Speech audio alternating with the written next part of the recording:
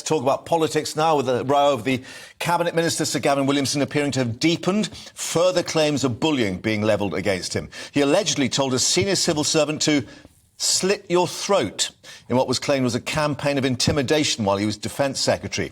This morning, the Prime Minister chaired his first Cabinet meeting, and yesterday Rishi Sunak met the French President Emmanuel Macron, with Number 10 saying those talks on a deal with France over migrant boats were in their final stages.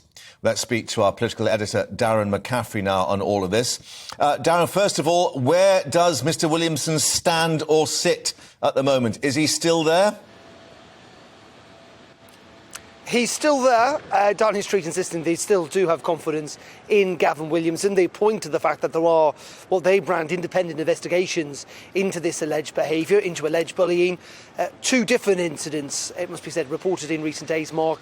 One involving the former Chief Whip and text messages leading up to the Queen's funeral that was revealed over the weekend. And then, as you said, these reports in The Guardian against officials when he was the Defence Secretary under Theresa May, a position, it must be said, he had to resign for. Though at the same time, Wendy Mordaunt, who is, or was, the former Chief Whip, has now reported this to Parliament's bullying watchdog to carry out that investigation.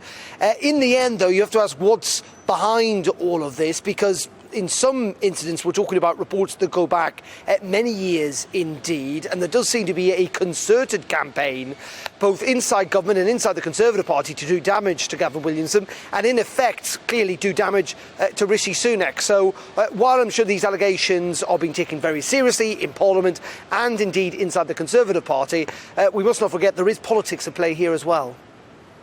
Now, I've just been discussing with Liam this announcement or the suggestion that this gas deal is imminent with the United States, literally after he's touched down from that speech in Sharm el-Sheikh.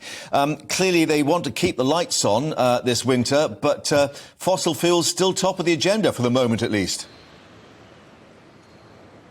Yeah, it has to be, and we got a reflection of that, haven't we, from within government, actually, over the last couple of weeks or so, Mark. Yes, that this government is not going to shy away from green targets, from that net zero legally binding target in the middle of the century. They're not going to return back to fracking, but at the same time, ministers will argue there is an energy crisis. We do have to keep the economy running. We do have to keep the lights on effectively this winter and indeed into next year. And that is the necessity of trying to sign these deals, though, you know what, it's a very expensive enterprise.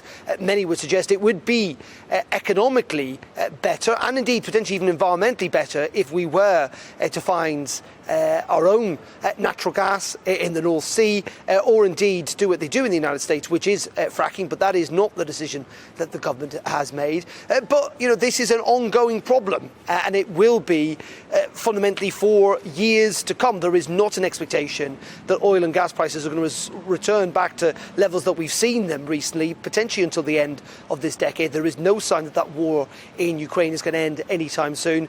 And of course, the demand for energy will only continue. So from this government's point of view, it's about striking that balance. But interestingly, of course, on the sidelines, we saw this yesterday, you've got the former Prime Minister Boris Johnson saying that he effectively is going to be the green standard bearer within the Conservative Party and holding Rishi Sunak's feet to the fire, which is not intended to be any type of pun. Yeah, the spirit of Glasgow, as he described himself yesterday, of course. Darren at Downing Street, thanks very much indeed.